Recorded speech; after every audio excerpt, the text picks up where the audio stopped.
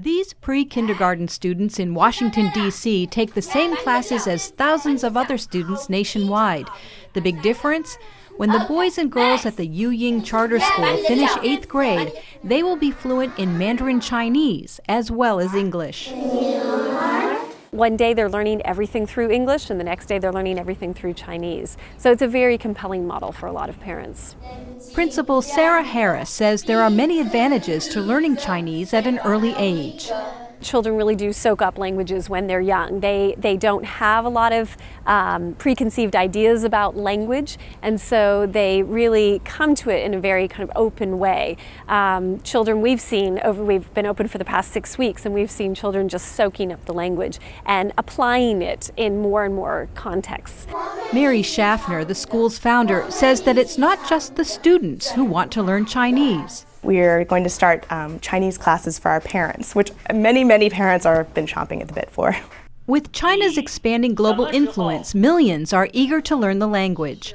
In 2004, only about 5,000 U.S. students between kindergarten and 12th grade took Chinese. Last year, that number had grown to nearly 50,000.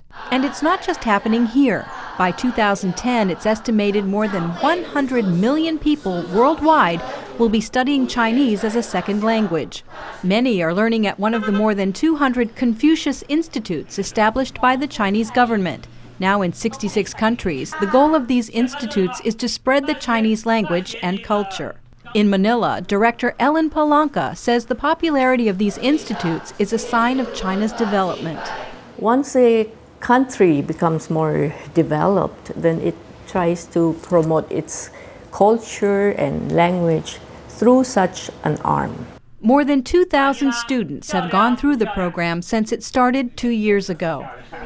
Castillo uses Chinese in her job as a food and travel writer and says the learning experience helped her connect with her Chinese heritage. It's my identity. I have to find my identity not only as a person but the culture that I belong to.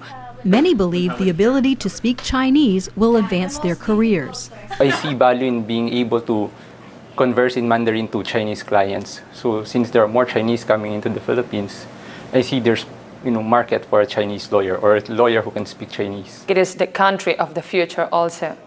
Because of that, I think it is so important to learn Chinese, because it is a lot of people talking Chinese right now. Pearl Peril started learning the language at 8 years old while on a business trip with her father in Taiwan. He don't have an interpreter, so he asked me if I can study so I could be his interpreter. She and many of her classmates at the Quezon City Christian Academy in Manila say that knowing Chinese will be essential after they graduate. I think learning Chinese will help me in my future career because my father wants me to be an interpreter and I want to learn more about Chinese culture. Learning Chinese now would be a great help for me when applying jobs on other countries or here in the Philippines, because China is now, like I said, expanding. Halfway around the world in Panama, one legislator even proposed mandating Mandarin Chinese in public schools.